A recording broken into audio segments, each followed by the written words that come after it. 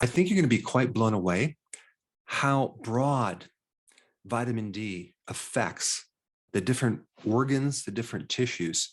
Typically, when we think about vitamin D, we think about bone, maybe the immune system, but actually, you're going to be quite surprised on the different areas that vitamin D affects. It's actually quite fascinating. Now, vitamin D receptors are in almost every single cell, if not every single cell of your entire body.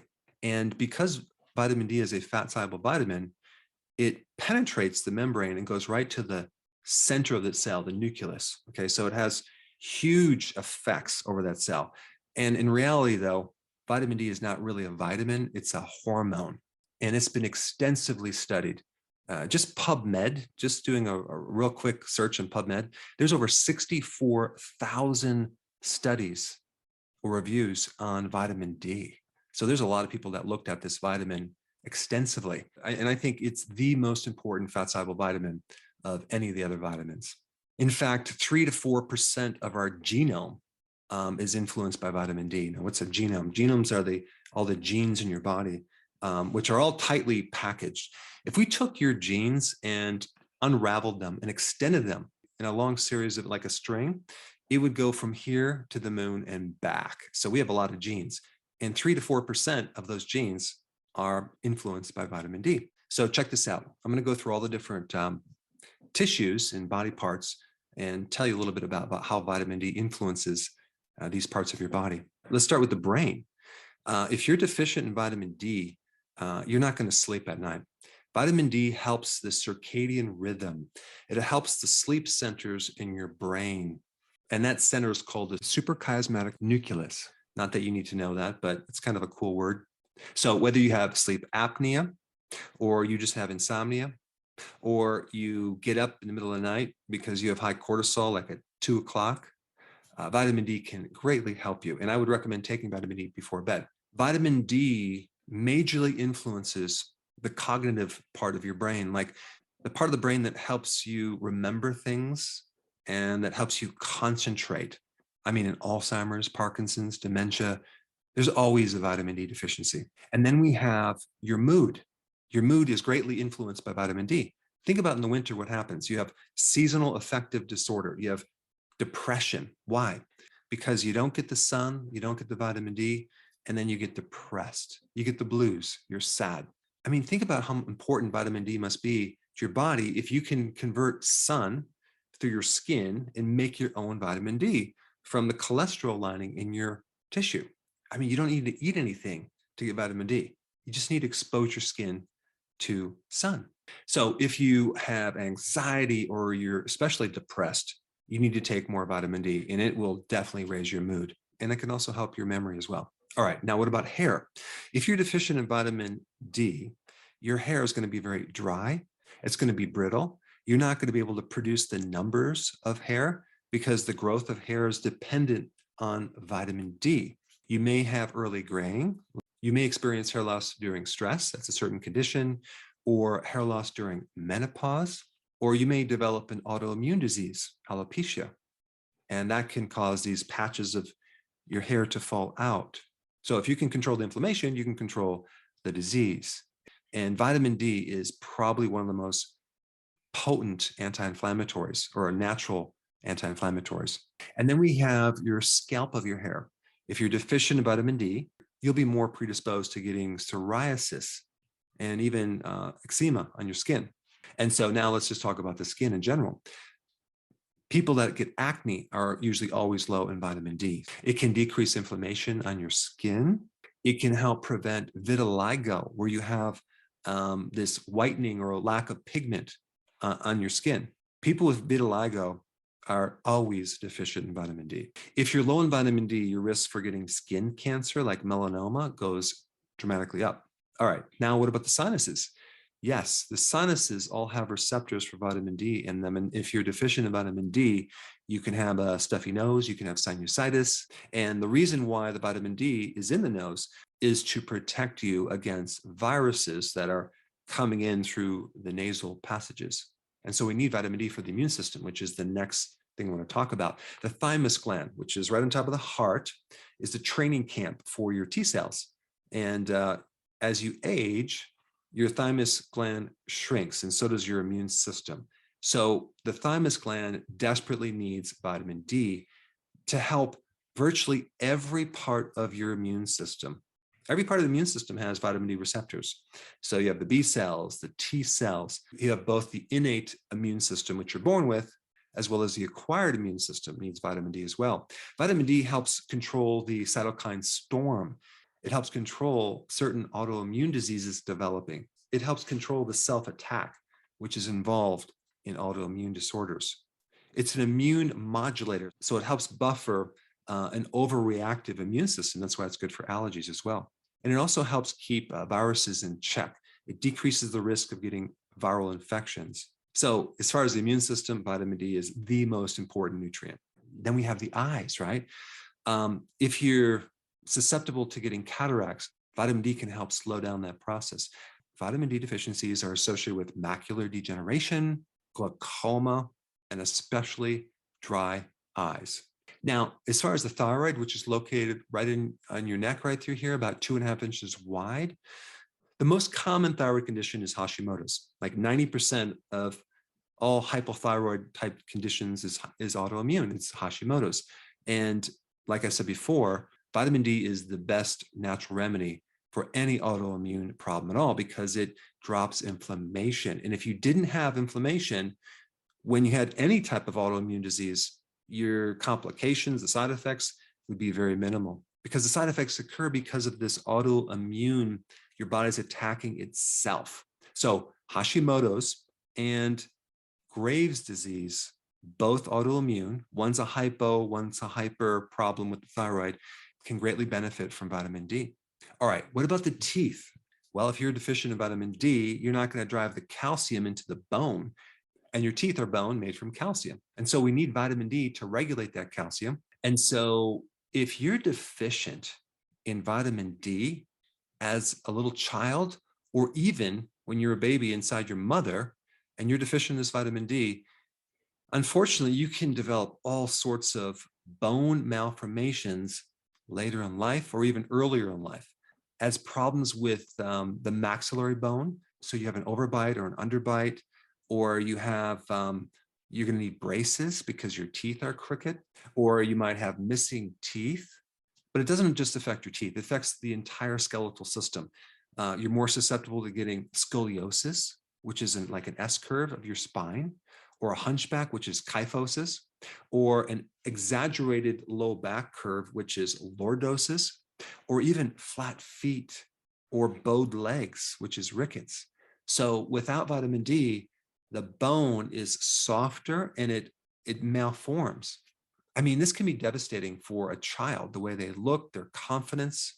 And then later in life, if they get surgery on their overbite or underbite, that's traumatic. I saw some videos recently on that, and I had a hard time watching these videos of literally cutting into your bone and removing your face and repositioning and screwing things back in to make sure that the face is now symmetrical and the bite is correct. And not to mention wearing braces for years. So all of this can be majorly prevented if that mother gets enough vitamin D early on when she's pregnant, if she's breastfeeding. And so hopefully that child is getting enough vitamin D and other nutrients when they're developing. But you know, I had this interesting story with a patient. He was a medical doctor, and he came in not by his own accord, but his wife pretty much forced him to come in because his symptom was hot flashes. And his wife got relief from hot flashes coming in to see me when I was in practice. So her husband had hot flashes and he came in and to get help. Now, he was a medical doctor, and what he did is delivered babies. And so I asked him about prenatals. I said, now, do you recommend like a whole food prenatal or what? Because he said there is no difference between synthetic and natural. They're both the same. And I said, oh, okay. So where did you learn that? He said, well, in school, this is what they taught us. I said, is it possible that that information is not true? Is it possible that's false information? He started looking at it. He goes, well, I don't think they would teach us any false information. And I said, well, did you realize that The majority of synthetic vitamins out there are produced by pharmaceutical companies. Did you know that? He goes, no, I didn't know that. I said, and is it possible that the pharmaceutical companies could, I don't know, influence certain data that is taught in medical school? Is it possible? He goes, yeah, it's definitely possible. I said, also, the studies on antioxidants, they always use synthetic versions of an antioxidant. And the studies show that it increases risk for cancer taking antioxidants. But what they don't focus on is the type of antioxidant. They're not using antioxidants that are coming from food. They're using the synthetic versions. I mean, here you are, you get the study, you read this data, and you go, oh, antioxidants cause cancer. I'm not going to recommend it. But they don't differentiate, does it come from food or does it come from a lab? So eventually, as we were talking, I kind of got him to look at a new viewpoint with synthetics versus natural things. And I think it's the most important action for a woman who's pregnant to get the right nutrients. Because if you're just deficient in one vitamin, vitamin D, that child could end up with major skeletal malformations later in life.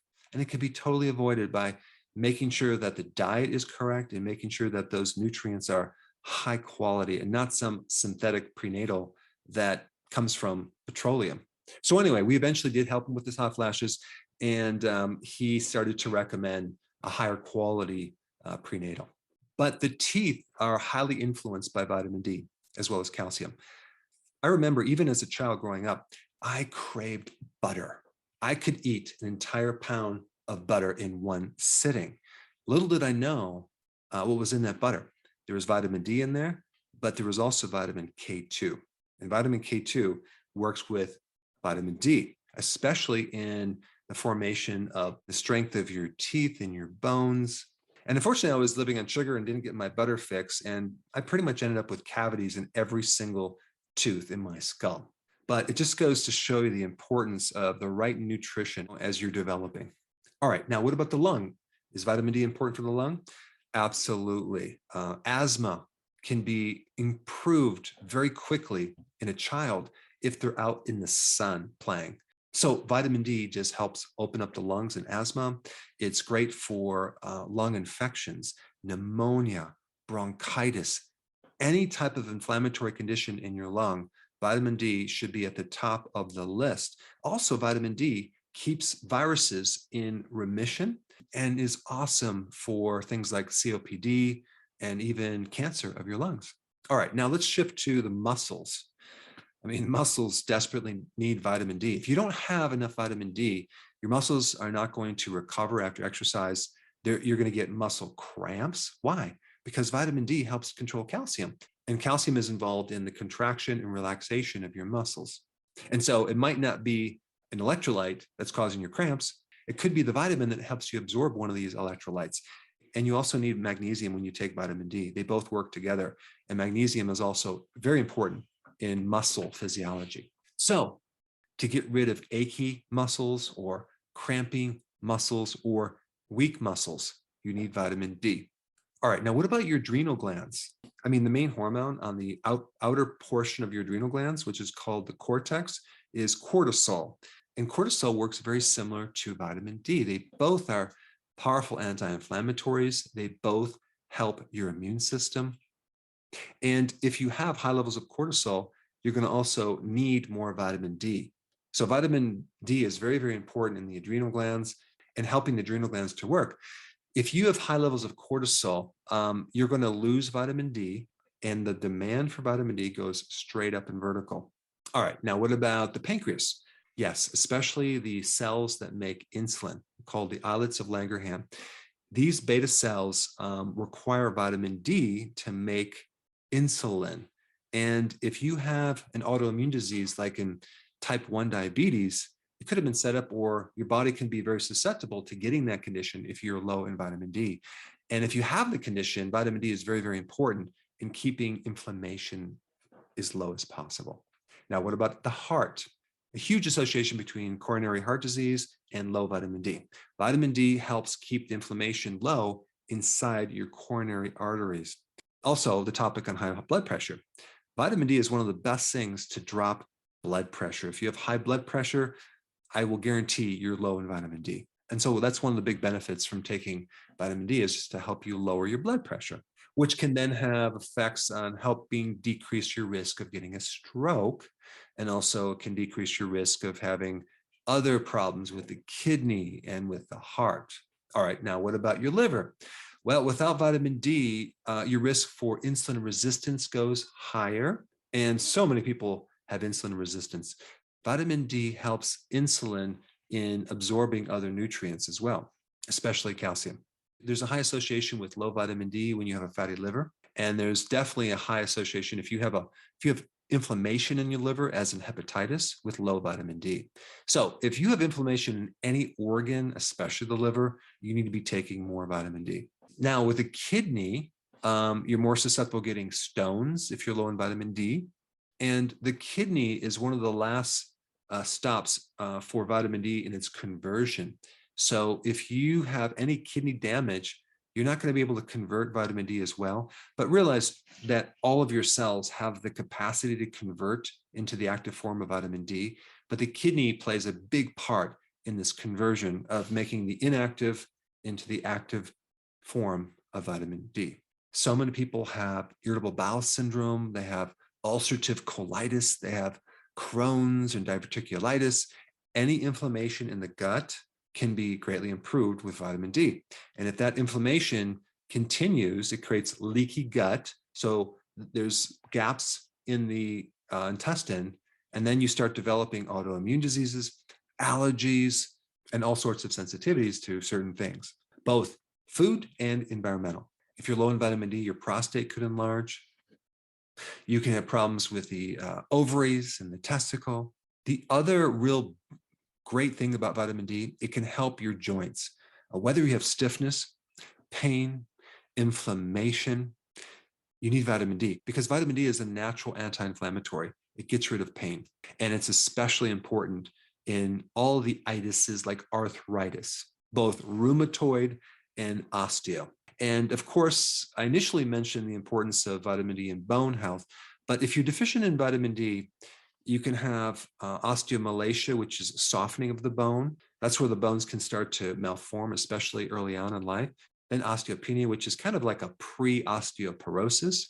And then actual osteoporosis, where the bones are becoming very, very thinned and they're losing the density. And so one indication to know that you are deficient in vitamin D is just to press on your sternum, okay, your breastbone here, or on your shin. And if you have pain, that's a good way to know you are deficient because lacking vitamin D causes bone pain, and especially pain in your lower back. Even myself, I remember last winter, boy, I had some low back pain, and then I remembered about vitamin D, and I started taking vitamin D, and it was completely gone within probably 2 hours. So I hope you now understand the importance of vitamin D for virtually every part of your body. But I also now want to introduce you to vitamin K2, which is also needed when you're taking vitamin D3. I put that video right here. Check it out.